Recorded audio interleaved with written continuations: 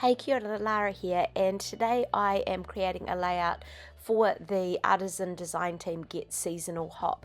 Now, part of this challenge or this hop was to use current products that are found, well, not quite current, products that are coming up shortly in our September to December mini catalogue, as well as September online exclusives release. What I've got here in front of me is a collection called Traditions of Christmas, and I've used the designer series papers in this collection along with some gold stars, and I've got a white and gold thread, and I have got some of these sort of ephemera, as well as a labels stamp set ready to go. I'm also going to pull in a couple of flip flaps in this page. So part of this Get Seasonal is to either scrapbook something, a holiday season layout or something like that, or some cards for the holiday season. The other twisted side of it was that we could, or one of the suggestions was you could use Christmas or holiday type papers and collections on a layout that is not specifically holiday related, and that's the angle that I've chosen to take this. I don't think I'm quite ready to do Christmas, New Year, or other holiday type layouts and things at the moment. So this is my take on it. So I chose to scrapbook some photos from a visit to a Thai restaurant. I was up in Auckland for a teaching conference in the last school holidays, and my daughter and her fiance decided to that they wanted to take me to this restaurant that her fiance had spent quite a bit of time, or not quite a bit of time, who had enjoyed when he was younger as well. So it was quite a cool wee restaurant in the sense that it's like a secret garden, and you'll see that sort of come out in some of those photos of the layout. And the secret garden, basically, from what I understand, the person who set it up brought the things with him from Thailand, and then set up, and you sort of walk in these gates and you're kind of in this other world. It's kind of quite cool. And so this is where I felt that these papers fitted with that theme. They're kind of got the nice reds and the regal rich type colours with the golds and things like that. So just to add a bit of depth and dimension, I am using the ink here to add a little bit of edging to it. It will dry up quite well and not have that sort of blended look, and I'm going to cover quite a bit of it anyway. So here I am squeezing out some of my white craft ink, and I am going to do a few splatters and things onto the side of this page as well. So here's my water. I'm just going to add a bit of water to this mixture. This is a handy reason for having a glass mat. The way they you can add stuff to it straight away and just tap away on it, and then it just wipes off afterwards with the stamp chamois or other cloth. So just adding some splattering kind of around the edge there. So I've just picked up a bit of that white ink and just moving it around. And yeah, it just adds another wee layer and another sort of, I don't know, a point of interest to the page as well. So just sort of getting that dabbed in all around and wiping it off with the stamp chamois. Handy little tool that.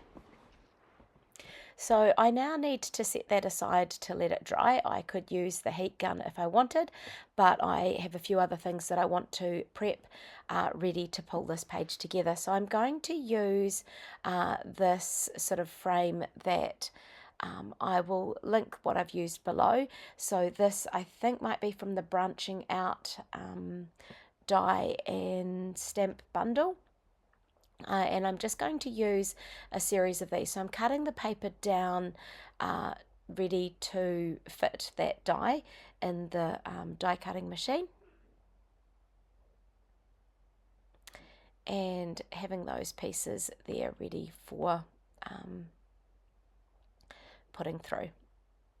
So I think it was at about 3 1/4 or something like that inches wide, and selecting out the papers that I'm going to pull into it and working out whether they will go or not. So I've decided to use kind of a grid design for this page, and as part of that grid, I am going to do a little bit of stitching, as well as these little these frame pieces that I'm trimming the paper down ready to go through my little mini Stampin' Emboss machine, and they will sort of be kind of like the framework or where everything will sit. So just going to pop them through there, just sort of arranging it. I sort of played around, had a look at it a little bit as to the florals that I'd want to have on that border. We won't see all of them, but they will tuck in behind in parts of it and be ready once that sort of paper is nice and dry. Winding them through. It's quite handy having this little mini machine. It means that I didn't quite have to go and get the big machine out, and it's just a little bit more portable. So another one there. You'll see that nice shapes coming through over on the little pieces that I'm dropping off on the white there. This paper is absolutely gorgeous. It's got sort of that gold flecks all through it. It has those nice bright poinsettia. Apologies for the dog barking in the background. Not sure quite what's going on out there. And getting that cut through. Right, here are the 4 quadrants that I have sort of cut out that will form the sort of parts that'll go on this layout. You'll see I've popped some of the photos up there in that top left flip flap, and the top one there says, I think it says something about the secret garden, and I've decided I'm going to add, sort of create a little bit of a shaker pocket with one of the other flip flaps, just as another little point of interest to go, and I do end up putting that up on that top right, but just swapped around some of those little, is it a banner or is it a tag or a frame? I'm not sure quite what to call that, but I'll just pop that up there as well, and got those pieces out of the way. So now I'm going to try and check this paper and see if it is dry enough for me to start adding some stitching. And I touched it there and a little piece did come off, but now I am going to sort of play around with a few other bits and give that a wee bit more time to dry.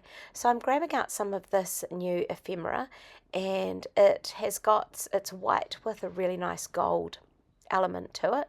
So having a look at those and some possibilities there. I did wonder about if any of them would be suitable for the title. Now this little one here says Merry and Bright in gold writing on the white circle, and I am just thinking about how I'm going to add that title while I wait for that extra drying to happen. So this is, I think, the tags and more bundle or something like that, but again I will add the names below. It has some nice banners, but I've decided to stick with the Christmassy title for a non-Christmas page. So it's got Merry and Bright, and the sort of the place that I was staying was a little bit merry and bright. So now I'm just going to use the scoring tool here from about 1.5 inches up to 1.5 inches from the top, flip it around and doing that the same. So I'm just doing that through the center, and all this is doing is providing me with some stitching guidelines. So I'm popping underneath there just a little bit of foam, and I'm just going to rough poke the stitch holes along that sort of plus sign grid, and sort of putting them about, or I would almost say about 8 millimeters apart, not quite a centimetre anyway, and just poking them through till I get to about that 1.5 from the top or 1.5 from the bottom. It's not a precise science when I am doing my stitching, however it will add to that effect and create quite a nice element, or a nice touch once it's all put together. So now I have got this white and gold twine, so this, or binders, the thread, and I'm just going to stitch that through those holes that I've created. So getting my needle ready, I do end up using a bigger needle, and basically it does create some bigger holes, but this thread is quite thick. It's not like some of the other twine that is that's a little bit thinner and easier to put through. But I do like how the little gold pieces sort of show up on the white. So I've gone ahead and done lots of that stitching. Well, I'm going to go ahead and do lots of that stitching offline, and then we'll come back once those stitches are all in place. Here we go. Right, done. So now I can put together these quadrants. These pieces in each of the sections that I've got. And again, just playing around with that photo placement and thinking about how that will work together. So the title I am going to stick to stamp onto one of these banners. So it's quite nice being able to pull these dies out to sort of place them and sort of visualize what that might come out like as the page comes together. So Mary was kind of a nice flouncy font, and Bright is a little bit sort of more newspapery. So that will go onto that banner. It fits quite nicely in there. There's my photo, and I don't want the little banners in behind to be particularly straight up and down, and yeah, so that's the way it is. Now I do stick this down and I go to add that flip flap. It's got an attachment point, however I do undo it and I decide to put that little Mary and Bright circle in there. So I don't want to quite stick it down. I know that I want to sort of undo what I already did and poke that in there. Luckily the adhesive holds quite well. So now I'm going to stick those down. You can sort of see a little bit of that gold red. Sorry, it's zooming in and out as my hands move around a bit. And here is my flip flap shaker pocket. So just stick that down in that bottom corner again as well. So this top piece here, I'm going to make that nice and even. You can see that I'm sort of visually leaving a similar gap at the top and bottom, and because the photos inside aren't quite the right size, I used my Canon selfie printer and I printed 4 photos to a single 4x6 print. So they've got sort of 2 smaller prints there that I'm going to stick onto the other side of this piece of paper. You'll just see a slight border that gets left there on that sort of front flip flap piece, and then another bit on there. So there's the other photos. They're just some more photos showing the sparkly lights, and sort of Alicia and Dylan sort of obliged me a wee bit in the way they allowed me to take some photos throughout it. And so I'm going to add another photo in the background there. I'm just going to back that with a little bit of the pattern paper from the bottom strips that I put through for the background frame pieces. So just popping that on there, and then I'm going to glue that down. Glue. I'm taping it really, aren't I? So I can just pull this wee piece off the flip flap, and now I've got a nice wee interactive element ready to be used. So there's a few ways when you add these into a page protector that you can do it. You can add a little bit of a slit on the outside of that on that page protector and poke the flip flap through it. Or alternatively, I could have chosen where I was going to stick this page in my albums and put the flip flap on top, which is another quite handy way. So I'm just going to use some scrap, I think it's white willow cardstock here, for my title banner. And I have just trimmed that down a wee bit so it'll go through my mini die cut machine a little bit easier. And I'm not going to leave this white. And you'll see how I sort of changed that up a wee bit shortly. So here is this gorgeous little shape. I can see these dies getting used quite a bit for all sorts of things. So there is that title, Mary and Bright, and just sort of placing that where it will work. And I have gone ahead and stamped that, as you can see. So I stamped it with the same colour that I am now going to sort of ink up that background with. It felt a little bit too white, too dominating, with too much of that white space with the front the way it was.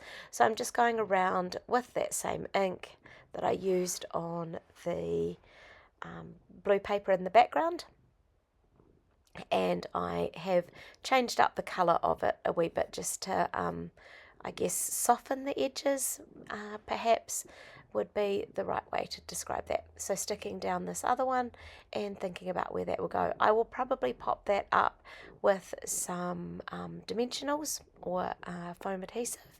And now I'm just going to fussy cut a few of these flowers. Now I believe that some of these flowers, if you get the dies that go with this Traditions of Christmas set, you will be able to cut some of them out using the dies rather than the little scissors. But for this, I'm just going to zoom around with the scissors and cut out a few pieces to stick in behind that, just to add another point of interest. Onto that little piece. So looking at where those bits might go, how's that going to be positioned, and I decided I just want some poking out the top, so I cut that bottom piece off, and then roughly cutting out some of the flowers before going ahead and fussy cutting them. So you'll see here that I'm just sort of holding the scissors steady but moving the papers, and that is quite a common way, I believe, of doing the fussy cutting. And I'm pulling out some more of the pattern papers here that I can fussy cut some flowers from. I've gone ahead and done that, and now I'm going to work on sticking down my photo. So I'm matting it on some white willow cardstock as well, just cutting it with the scissors. No need in my scrapbooking for heaps and heaps of straight lines, and I am going to probably stick that there, just working out whether I wanted to back it a little bit more or add something else behind it. So away grabbing some pieces, and I decide I'm going to use the same colorway. So I'm using the blue, but it's just got a slightly different pattern there than, so it's sort of a diagonal stripe rather than the one, is it a kind of a plaid? Would that be the right description for the one that I used in the first instance? So it just adds another little layer or another little piece of interest around it. So there we have, now I'm sticking in those little fussy cut florals and decide I need another one in there and fussy cutting some more out. So you can see that gold sort of shimmering there as I turn that paper. It's kind of the Thai garden or the Thai restaurant did have sort of a lot of that gold, a lot of lights, a lot of sparkly bits, and that's where it fitted really nicely with this collection of papers and all of the other bits that I've pulled into it. So we have those flowers, just sort of making sure that they are all actually stuck down and not just looking like they are, and tucking them in behind the title that I did mount up on the foam. So looking at the page, it feels like I still need something else in here, and I'm just sort of making that decision as to what else I can put on and where, how, what, why am I going to do my journaling. So I end up choosing this little oval kind of banner, and it came out a lot more interesting than I had anticipated. So watch this come through. It's kind of got some lifty uppy bits, for want of a better word. So you can see how they sort of poke out there a wee bit. So it's cut in places that I didn't expect it to be, but it does add a nice little finish to it. So I pull out the green that's in this paper collection. I think it's the Old Olive, and I am going around the edge of this. I do it a bit darker than what I did for the title banner. The title was just meant to be a little bit more subtle, but I decided I just wanted another a colour that just brought in sort of up the top left there. I've got all that green, the green in the garden, and I decided that I wanted that green sort of on the bottom right, sort of not sure what my thinking was there, but I just wanted a bit of balance because of the grid design. It felt like it needed that opposite corner or that opposite angle to have some of that colouring on it. So I'm just adding journaling here, essentially what I said earlier about Alicia and Dylan taking me to the Secret Garden Thai restaurant. We had a lovely meal. It was an enjoyable evening, and yeah, it was quite nice to spend a bit of time with them while I was up in Auckland. So dabbing that down, and the page is pretty much done. Now, I did sit with this page for a little bit, just on the table, and I felt it needed more, and I wondered about this and wondered about it, and I decided I'm just going to go for it and give it a go and see what happens. So what I'm doing is I have added some of the green Tombow along the edge, and now I'm sprinkling those sort of gold glitter stars along there, pressing them down a wee bit and giving it a little bit more of a gold border. So rubbing my finger along the top there brushed off some of the excess ones, the bits that kind of took over, that sort of fell over the edge a bit more, because I wanted them to stick down and didn't want it to be too overhanging, because it will go into a page protector at some point. I do have a pile of layouts waiting to go in page protectors. I'm not sure about you and yours. However, I often create them and they sit in this nice little stack. And then eventually I get round to sticking them into a page protector. So you'll notice that I had the scratch paper, and behind there I had it folded in half, so I was able to just tip a lot of those excess stars back in. So now I'm just going to add a few of these, I think they might be snowflake embellishments. They're in a few different colours. There's sort of a reddish colour there that I just put in a few places just to add another little dimensional element to them, bringing in some of those reds that are in those gorgeous papers, and I bring out some of the blues as well.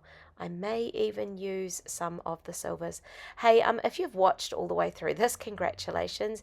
It was probably one of my longer videos that I have done. It just felt like it needed that extra little bit of time. But again, thanks for watching.